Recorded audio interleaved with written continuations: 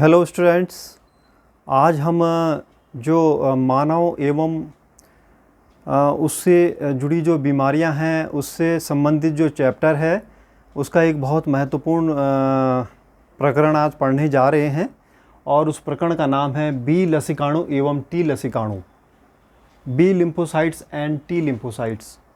अधिकांश स्टूडेंट्स पहली बार बी लसिकाणु एवं टी लसिकाणु के विषय में सुन रहे होंगे, इसलिए मैं चाहता हूं कि सबसे पहले मैं आपको इनकी पृष्ठभूमि आपको बताता हूं। असल में बी लसिकाणु एवं टी लसिकाणु वास्तव में एक प्रकार की श्वेत रुधिर कणिकाओं का एक हिस्सा होता है। वाइट ब्लड कॉर्पसल्स या ल्यूकोसाइट्स का एक प्रकार है। मैं आपको अब कक्षा 11वीं में ले जाकर थोड़ा आपको ध्यान दिलाता हूं कि जो WBC होती है, WBC कितने प्रकार की होती है और क्या क्या उसके डिफरेंट रोल होते हैं। बच्चों, जो WBC है इसका हमारे प्रतिरक्षा तंत्र में बहुत बड़ा योगदान होता है। इसकी सभी कोशिकाएं प्रत्यक्ष या अप्रत्यक्ष रूप से हमारे प्रतिरक्षा तंत्र में अपना योगदान देती हैं और हमारे शरीर को बीमारियों से बचाने का कार्य करती हैं।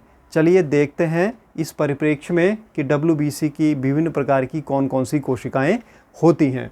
WBC अपनी रचना के आधार पर दो भागों में बांटी जा सकती हैं, कणिकामय एवं कणिका विहीन, ग्रेनुलोसाइट्स एंड एग्रेनुलोसाइट्स। ये कणिका में जो WBC होती है ये फर्दर 3 टाइप में डिवाइड की गई हैं।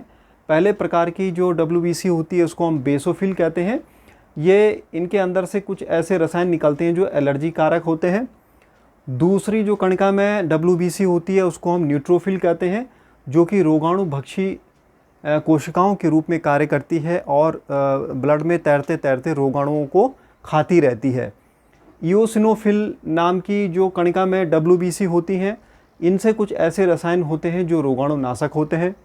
इसके बाद चलते हैं कणिका विहीन जो WBC होती हैं, अर्थात एग्रेनुलोसाइट्स जिसे हम कहते हैं। ये फर्दर 2 टाइप की पाई जाती हैं, लसिकाणु या लिम्फोसाइट्स एवं मोनोसाइट्स। लसिकाणु दो प्रकार के होते हैं, लिम्फोसाइट्स 2 प्रकार के होते हैं, बी लसिकाणु और टी लसिकाणु। इनका क्या कार्य होता है यह हम अभी विस्तृत रूप में जानेंगे।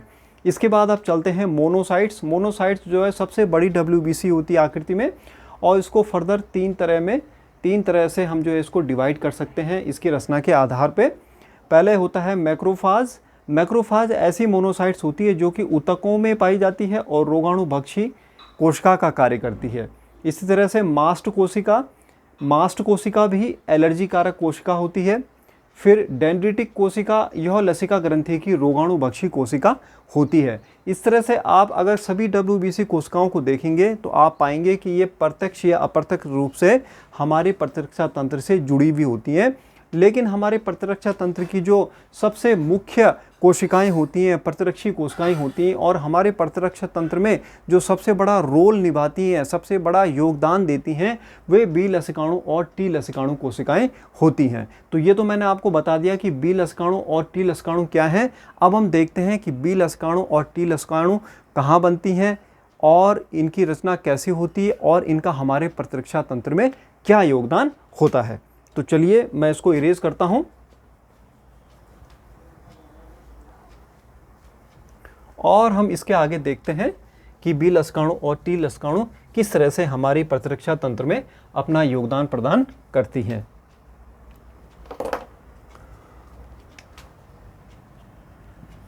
बी लसिकाणु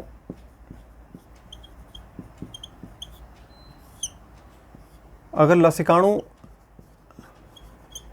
कि ये इन दोनों प्रकारों को हम देखें, बी लसिकाणु और टी लसिकाणु को,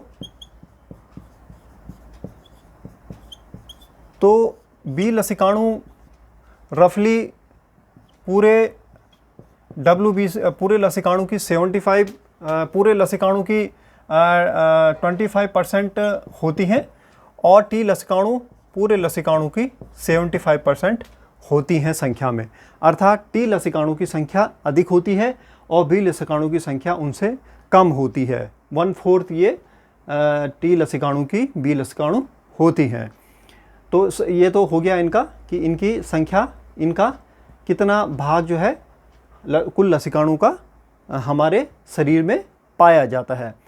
तो यहाँ पर स्पष्ट है कि बड़ी भूमिका जो है टी लसिकाणु निभाते हैं। हालांकि बी लसिकाणु की भी बड़ी भूमिका होती है, लेकिन उससे बड़ी भूमिका और उससे ज़्यादा जिम्मेदारी मैं कहूँगा कि टी लसिकाणु निभाते हैं। तो बच्चों, जिस तरह से एक राष्ट्र को अगर हमने सुरक्षित रखना है तो उसकी जो सीमाएं होती हैं, उस सीमाओं की जो है निरंतर चौकसी के लिए आर्मी वहाँ पर तैनात रहती है और ये देखती रहती है कि कोई घुसपैठिया या इन्वेडर या इन्फिल्ट्रेटर उन सीमाओं के अंदर हमारे देश में न घुस जाए और कोई उपद्रव न पैदा करे।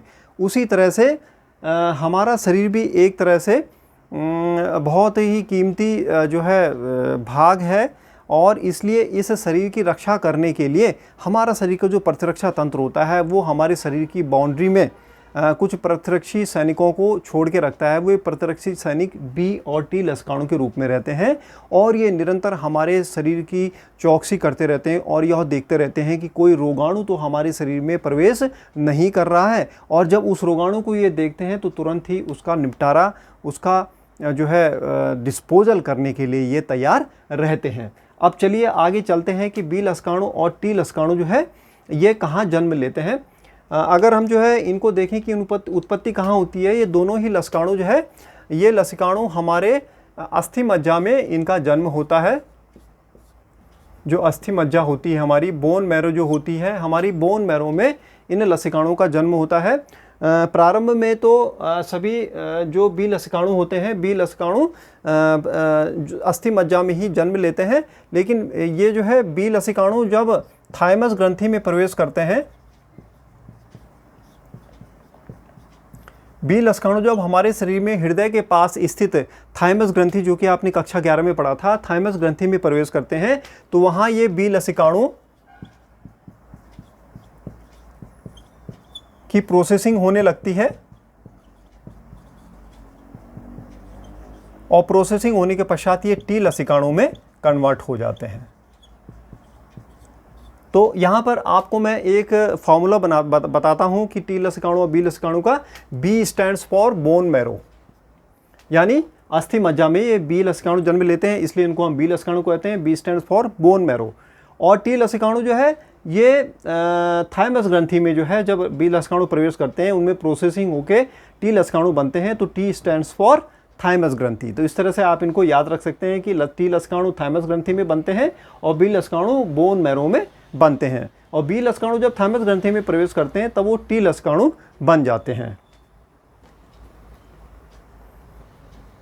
तो ये तो मैंने बताया आपको कि इनकी उत्पत्ति कहाँ होती है। इनकी उत्पत्ति ये निरंतर बनते रहते हैं अपनी मृत्यु के पश्चात। इसके बाद फिर नए लसिकाणु बनते रहते हैं और निरंतर इनकी सप्लाई बोन मैरो से होती रहती है। अब चलते हैं कि इनका हमारे शरीर में प्रतिरक्षा यानी इम्यूनिटी में इनका क्या योगदान होता है। अगर हम देखें बी लसिकाणु का योगदान, असल में बी लसिकाणु और टी लसिकाणु एक दूसरे से कोऑर्डिनेट होकर, एक दूसरे से समन्वित होकर कार्य करते हैं। ये एक दूसरे से स्वतंत्र होकर कार्य नहीं करते हैं, ये आपस में सहयोग और समन्वय, सामंजस्य बैठाकर एक दूसरे की मदद करते हुए कार्य करते हैं और प्रतिरक्षी कोशिकाओं की भूमिका निभाते हैं और पैथोजन की पहचान करते हैं। पैथोजन के द्वारा जो एक विशेष प्रकार का पदार्थ छोड़ा जाता है हमारे शरीर में जो कि रोग के लक्षण पैदा करता है, उसको हम कहते हैं एंटीजन। एंटीजन उसको हम कहते हैं। जिस तरह से एक पाकिस्तान का घुसपैठिया जो सीमा पार बाउंड्री में खड़ा होगा और इंतज़ार कर रहा होगा कि कब मैं मौका देखूं और भारत की सीमा के अंदर प्रवेश करूं, वो सुसज्जित होगा अपनी राइफल से, अपने गोला बारूद से। तो एक रोगाणु का जो गोला बारूद होता है, एक रोगाणु का जो हथियार होता है, उसको हम एंटीजन कहते हैं। एंटीजन जो है वो पदार्थ होता है जो कि पैथोजन या रोगाणु के द्वारा जो है बना होता है। यह प्रोटीन के रूप में होता है अक्सर, वैसे पॉलीसेकेराइड के रूप में भी हो सकता है, लिपोपॉलीसेकेराइड के रूप में भी हो सकता है। अब ये एंटीजन जब हमारे शरीर में प्रवेश करता है तो इस एंटीजन का निपटारा बी लसिकाणु भी करता है और टी लसिकाणु भी करता है, लेकिन इसका निपटारा करने का बी लसिकाणु का तरीका कुछ और है और टी लसिकाणु का तरीका कुछ और है। अब जो है ये एंटीजन में देखता हूँ, अगर सपोज इस एंटीजन को मैं ट्रायंगुलर शेप में बनाता हूँ यहाँ पर, तो ये एंटीजन जो है दो तरह से हमारे शरीर में प्रवेश कर सकता है। या तो ये एंटीजन जो है स्वतंत्र रूप से पैथोजन के शरीर से निकले और हमारे शरीर में प्रवेश कर ले, फ्री होकर ये जो है पैथोजन के शरीर से निकले और हमारे ब्लड के अंदर प्रवेश करने लग जाए। या फिर यह हो सकता है कि यह एंटीजन जो है किसी कोशिका के अंदर घुस जाए, कोई भी हमारी कोशिका है, ब्लड की कोशिका है या कोई और कोशिका है, उसके अंदर ये घुस जाए। तो इस एंटीजन के जो है दो रूप हमें दिखाई दे सकते हैं। एक तो बाह्य कोशिकीय रूप, बाह्य कोशिकीय एंटीजन,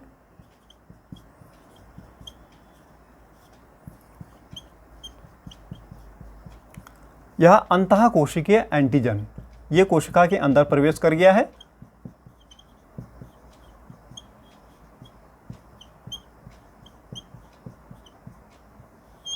तो बाह्य कोशिकीय एंटीजन अब बी लसिकाणु के द्वारा पहचाना जाएगा। सपोज ये बी लसिकाणु यहां पर है, ये बी लसिकाणु मैं बनाता हूं।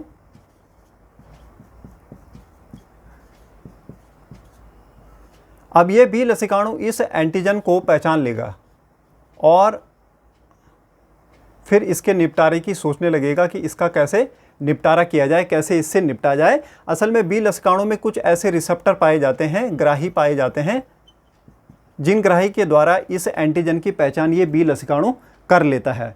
अब इसके पश्चात जो है बी लसिकाणु जब इसकी पहचान कर लेता है तो इसके पश्चात फिर यहाँ पर जो टी लसिकाणु होते हैं, टी लसिकाणु अलग अलग प्रकार के होते हैं, टी लसिकाणु भी। तो टी लसिकाणु के जो अलग अलग प्रकार हैं उनको भी मैं यहाँ पर बता देता हूँ। जैसे एक होता है टी सहायक कोशिकाएं, टी सहायक लसिकाणु, जिसका मैंने जिक्र किया था एड्स को पढ़ाते हुए कि एड्स का जो HIV वायरस है वो टी सहायक लसिकाणु पे हमला करता है। दूसरा होता है टी साइटोटॉक्सिक सेल, साइटोटॉक्सिक लसिकाणु।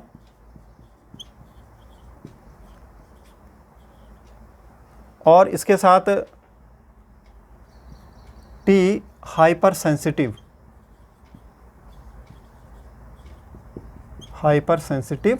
लसिकाणु। तो ये टी लसिकाणु के अलग अलग प्रकार हैं।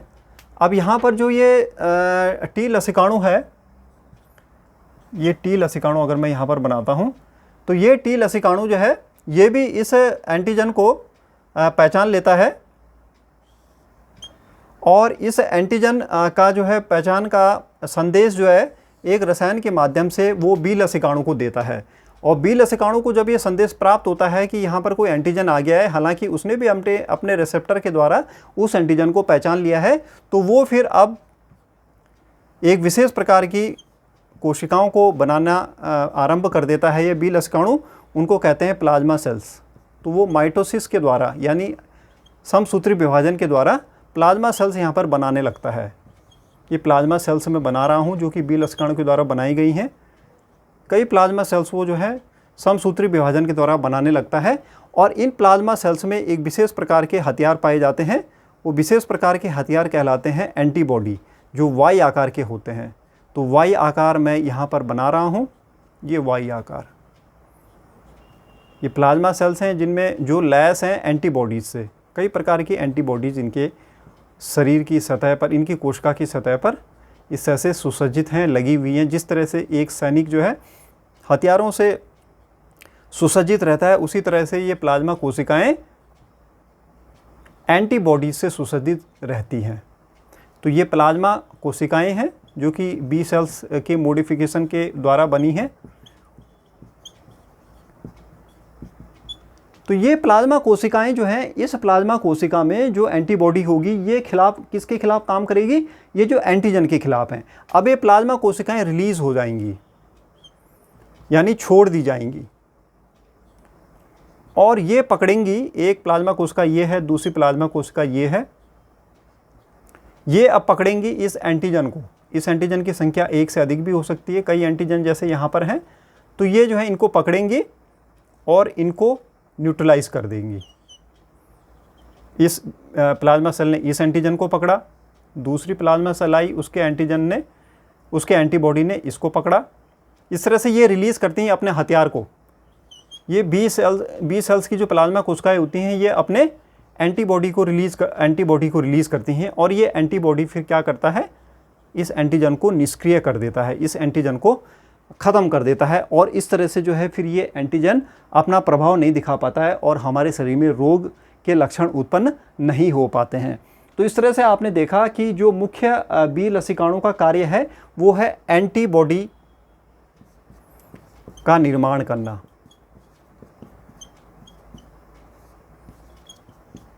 एंटीबॉडी का निर्माण करना। एंटीबॉडी का ये निर्माण करते हैं प्लाज्मा कोशिकाओं के माध्यम से और ये एंटीबॉडी जब जो है निकलते हैं तो ये एंटीजन को निष्क्रिय कर देते हैं और इस तरह से हमारे शरीर में ये रोगाणु के द्वारा जो एंटीजन है ये कोई प्रभाव नहीं दिखा पाते, कोई रोग उत्पन्न नहीं हो पाता है। इस तरह से ये जो बी लसिकाणु बाह्य कोशिकीय एंटीजन को अपने एंटीबॉडी के द्वारा निष्क्रिय करते हैं।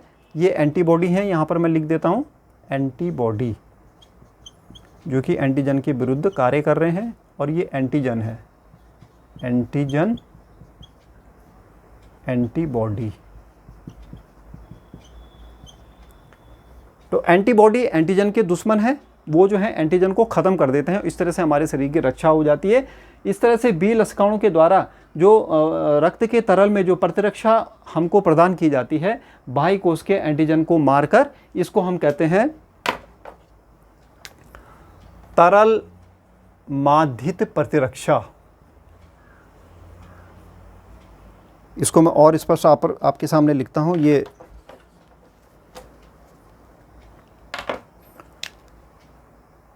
तरल माध्यित प्रतिरक्षा। ये तरल माध्यित प्रतिरक्षा को दिखाने वाला डायग्राम है। इसको हम कहते हैं ह्यूमोरल इम्यूनिटी। तो ये बी लसिकाणु के द्वारा प्रदान की गई है। बी लसिकाणु के द्वारा जो प्लाज्मा कोशिकाएं बनी, उनके द्वारा जो एंटीबॉडी बने हैं, उन्होंने तरल में स्थित इस एंटीजन को निष्क्रिय कर दिया है। अब चलते हैं, ये जो टी लसिकाणु है, टी लसिकाणु की जो टी सहायक लसिकाणु कोशिकाएं होती हैं, ये क्या करती हैं कि ये अंतःकोशिकीय एंटीजन पे अपना प्रभाव डालती हैं। अंतःकोशिकीय एंटीजन को ये सबसे पहले पहचानती हैं और फिर उसकी जो मैसेज है, उसकी मैसेज प्रदान की जाती है टी साइटोटॉक्सिक लसिकाणु को। अब टी साइटोटॉक्सिक जो लसिकाणु है ये इसका निपटारा करेगा, इस अंतःकोशिकीय एंटीजन का निपटारा करेगा। यहाँ पर हम इसको बना देते हैं। ये जो एंटीजन है जो कि कोशिका के अंदर प्रवेश कर गया है। अब यहाँ पर ये टी लसिकाणु है साइटोटॉक्सिक टी लसिकाणु, टी लिम्फोसाइट। ये क्या करेगा, ये इस अंतःकोशिकीय एंटीजन पे कुछ ऐसे केमिकल छोड़ता है जो इस पूरी कोशिका को ख़त्म कर देगा और इस तरह से ये कोशिका क्या हो जाएगी, डिस्ट्रॉय हो जाएगी। परफोरिन नाम के कुछ ऐसे केमिकल इस साइटोटॉक्सिक टी लिम्फोसाइट के द्वारा छोड़े जाएंगे जो कि इस अंतःकोशिकीय एंटीजन को इस कोशिका के समेत ख़त्म कर देंगे और इस तरह से ये एंटीजन भी नष्ट हो जाएगा। अर्थात ये जो टी लसिकाणु होता है ये अंतःकोशिकीय एंटीजन का निपटारा करती है और उनके इस तरह से प्रतिरक्षा प्रदान करने को हम कहते हैं कोशिका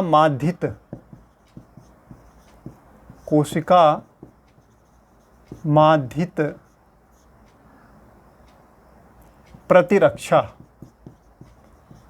या इसको हम कहते हैं इंग्लिश में सेल मीडिएटेड इम्यूनिटी, शॉर्ट में इसको CMI भी कह देते हैं। तो मैं आशा करता हूं आपको इन दोनों का नेचर जो है समझ में आ गया होगा, बी लसिकाणु का और टी लसिकाणु का। बी लसिकाणु की कार्यप्रणाली में मुख्य अंतर यह है, यह केवल जो तरल में तैरती हुई जो बाह्य कोशिकीय एंटीजन होती है उसके विरुद्ध ये कार्य करती है। ये उस एंटीजन की सर्वप्रथम पहचान करती है, फिर उस एंटीजन के विरुद्ध प्लाज्मा कोशिकाओं में एंटीबॉडी का संश्लेषण करती है और वो एंटीबॉडी फिर उस एंटीजन को निष्क्रिय कर देते हैं। तो ये तो कहलाता है तरल माध्यित प्रतिरक्षा। जबकि टी लसिकाणु क्या करते हैं कि अंतःकोशिकीय एंटीजन, यानी ऐसा एंटीजन जो कोशिका के अंदर प्रवेश कर गया है, उसका जो है निपटारा करती हैं अपनी साइटोटॉक्सिक टी लिम्फोसाइट्स के द्वारा। उस पूरी कोशिका को जिसके अंदर एंटीजन छिपा हुआ है उसको नष्ट कर देती हैं तो इस तरह से ये जो प्रतिरक्षा होती है यह कहलाती है कोशिका माध्यित प्रतिरक्षा या सेल मीडिएटेड इम्यूनिटी। बच्चों ये और कुछ नहीं है, ये हमारे प्रतिरक्षा तंत्र का एक प्रकार है कि किसी भी तरह से उस रोगाणु का प्रभाव समाप्त करना है जिसने कि एंटीजन के द्वारा हमारे शरीर में घुसने का प्रयास किया है और हमें जो है रोगग्रस्त करना चाहता है। तो ये एंटीजन का निपटारा अलग अलग तरह से किया जाता है। बाह्य कोश के एंटीजन का निपटारा बी लसिकाणु करते हैं और अंतःकोशिकीय एंटीजन का निपटारा टी लसिकाणु करते हैं। तो इस तरह से आपने देखा कि किस तरह से हमारे शरीर की ये प्रतिरक्षी कोशिकाएं बी लसिकाणु व टी लसिकाणु हमारे प्रतिरक्षा तंत्र का एक बहुत महत्वपूर्ण भाग हैं और बहुत महत्वपूर्ण भूमिका ये निभाती हैं। आशा है आपको मेरा ये वीडियो लेक्चर पसंद आया होगा। इसे लाइक और सब्सक्राइब आप ज़रूर करें। धन्यवाद।